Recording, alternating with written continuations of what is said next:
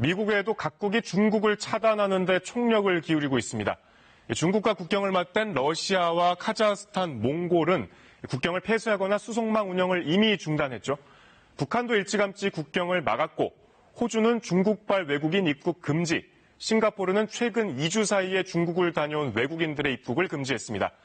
미얀마는 중국인 승객이 대다수인 여객기에서 자국민 2명만 내리게 한 채 중국으로 다시 돌려보냈습니다. 이탈리아는 확진자가 나오자 국가 비상사태를 선포하고 중국을 오가는 항공편을 모두 취소했습니다. 유럽 주요 항공사들도 중국 항공편을 전면 또는 일부 중단했죠. 이스라엘을 비롯해 다른 중동 국가들도 마찬가지입니다. 이란이 전면 중단, 아랍에미레이트는 베이징 항공편을 중단했습니다. 중남미는 아직 확진 환자가 없지만 과테말라와 엘살바도르, 또 트리니다드 토바고가 중국발 여행객의 입국을 금지했습니다. 일본은 오늘부터 우한이 속한 후베이성 출신 외국인의 입국을 금지했습니다. 세계보건기구에서는 국제 비상사태를 선포하면서도 각국 간 여행 자제 권고는 내리지 않았습니다. 그럼에도 세계 각국은 이렇게 중국으로부터의 입국 차단에 애쓰고 있습니다. 이런 가운데 신종 코로나 바이러스의 감염 증상이 없는 시기에 주변 사람을 감염시킨 독일인 사례가 세계 학계에 처음 공식 보고됐습니다. 박광식 의학 전문 기자가 보도합니다. 세계 최고 권위 의학저널 뉴 잉글랜드 저널 오브 메디신의 긴급 보고서가 게재됐습니다.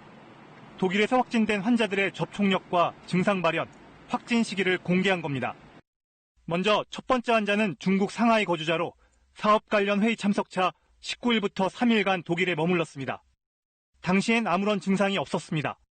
이후 돌아가는 비행기에서 증상이 나타나 4일 뒤에 확진 판정을 받았습니다.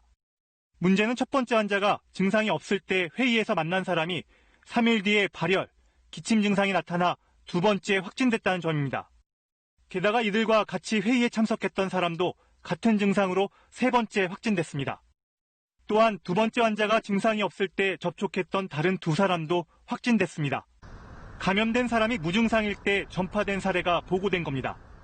다만 전문가들은 학계에 보고됐더라도 증상 여부를 환자의 진술에만 의존한 보고서이기 때문에 더 많은 역학 근거가 필요하다는 조심스러운 입장을 밝혔습니다.